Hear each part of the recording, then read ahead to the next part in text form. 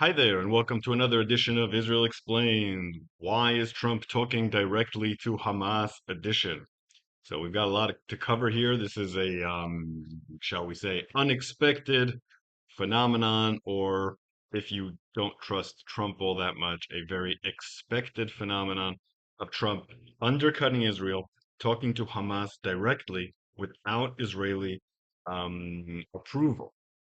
So we have quite a few details of what's been going on. Media has given us a lot of details on this. And so far, four meetings have taken place. Israel has expressed its displeasure about this. Um, it seems to have discovered at some point in February. The talks started in January. Despite the Israeli displeasure, the talks are ongoing. We know that Hamas has demanded the release of 250 prisoners and Trump has agreed to that, but he wants Israel to have some veto on the identity. Hamas wants the top prisoners, and Trump is arguing that Israel should be able to veto some of those top ones. Hamas have demanded a ceasefire until the end of Ramadan. Now we're hearing they also demanded a longer ceasefire, a hudna, that's going to last between 5 and 10 years. So they're talking about these two different options for the Ramadan. Hamas have agreed to release some hostages. Trump has demanded 10. Hamas have agreed to fewer, around five or seven. Hamas is trying to tie the idea of having a ceasefire for Ramadan to phase two. So that would be a ceasefire for Ramadan that would guarantee that there would be phase two with Israel, something that Israel has been reluctant to do. Trump is not averse to that possibility, and Witkoff is pushing for that. There's been no breakthrough yet on any of these tracks, but there might be one. It looks like the United States is taking this very seriously.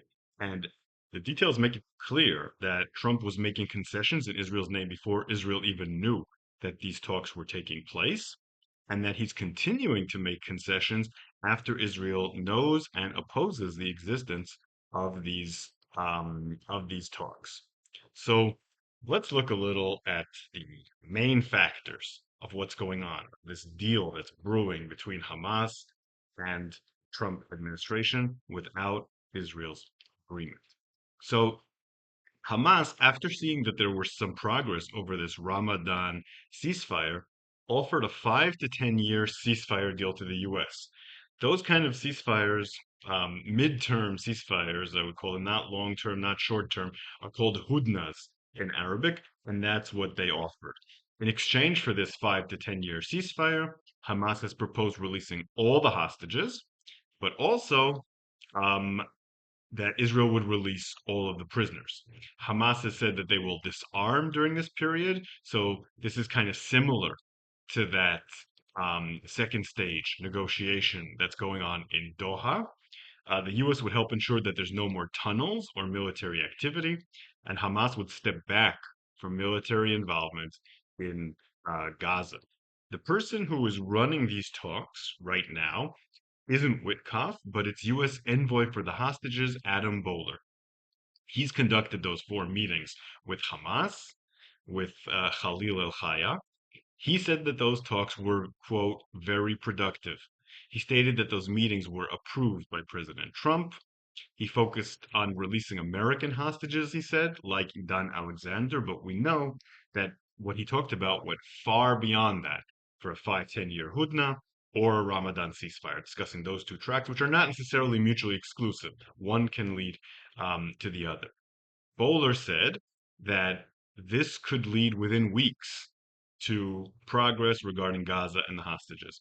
He also said that he doesn't really care if there's Israeli opposition to this move because the U.S. does not work as the agent of Israel. Um, so there's hostility there between the Israeli government and Bowler and this whole initiative. The United States is aware of that and continuing to move forward. But by all reports, Ron Dermer, who has been put in charge of hostage negotiations instead of the head of the Shin Bet and the head of the Mossad, is livid about this development and thinks that Israel should be running point on these negotiations. But Bowler responded, quote, "I don't really care" about Dermer's anger in an interview. He emphasized the U.S. has its own interests that are separate from Israel, showing what you would call daylight between the United States and Israel, something that Trump promised there wouldn't be, and that there was a lot of criticism on Biden for having on occasion. It's a very different kind of daylight, but it is daylight nonetheless. So what's happening here? There's a lot of different ways of looking at it. One is that this is a way of getting leverage over Israel that's refusing to advance on the second phase of negotiations. So this is like a pressure tactic. The goal being to get Israel and to get Hamas to move towards the Witkoff outline, to move towards the second phase of negotiations, and maybe have this Ramadan thing as a kickstart to that and a bridge to that. But there's also other ways of looking at this. It could be that this is an American attempt to bypass Israel altogether, kind of similar to the way that Trump has been bypassing Zelensky in talks over Ukraine.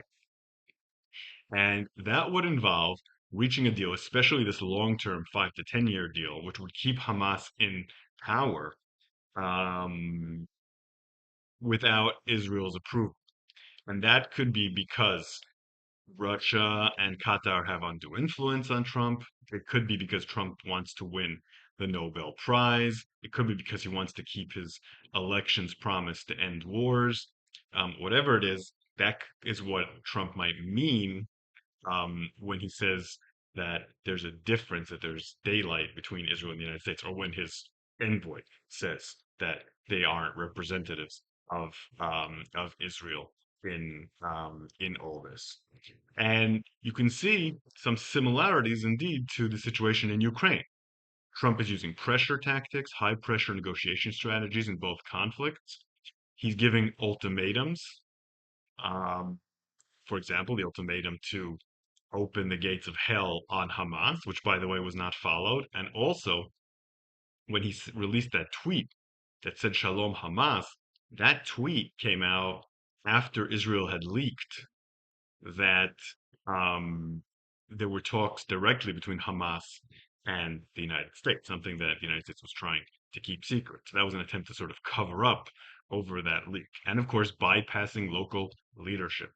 Um, in both cases, Trump is trying to bypass leaders that he finds problematic in making concessions. In one case, Zelensky, and in the other case, Netanyahu. There are, of course, some very big differences. Zelensky is far more popular in Ukraine than Netanyahu is in Israel. There's a lot more support for a hostage deal in Israel than there is for a deal that Trump would oversee in Ukraine. And in general, Netanyahu is beholden to Trump in a way that Zelensky isn't. So he has a lot more leverage over Netanyahu. And that means that this move that he's conducting with Hamas and Netanyahu has a lot more chance to succeed than what he's doing with Zelensky, which has very little chance of succeeding. So this is a lot more promising, despite the various parallels between them. Then we have another factor. Egypt has come up with its own proposal for ending the conflict. Their proposal is much more detailed and comprehensive and has a lot more international support. They plan on a $53 billion reconstruction budget for Gaza. The Egyptian plan calls for allowing the Palestinians to remain rather than removing them, for what would amount to ethnic cleansing in Trump's plan. They have a 112-page document with maps and AI generated visuals on what Gaza will look like. It has international support from the EU and from the Arab League, while Trump's plan has support only from Israel, it looks like. In both cases, Hamas would be excluded from governance. But Hamas has welcomed the Egyptian plan, but Israel has rejected it. Meanwhile, Israel has accepted the Trump plan, and Hamas has rejected it. So the fact that you have two plans right now isn't helping anything. It's keeping the two sides apart. But that could be what the direct line between Trump and Hamas is about, to bypass these structural difficulties. So what we have here is chaos. We have several offers. We have the supposed Trump plan, which involves ethnic cleansing. We have a plan for a Ramadan ceasefire. We have a continuing talks in Doha over moving to stage two in what is basically the remnant of Biden's plan. And we have the Egyptian plan, which has been accepted by the Arab League and Hamas and has not been accepted by Israel.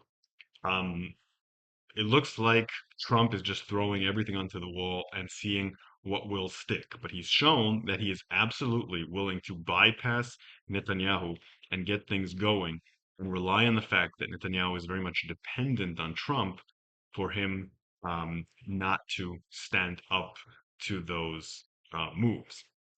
So far, Netanyahu has not criticized any of this in public, but he's used Ron Dermer and he's used leaks to try to find it.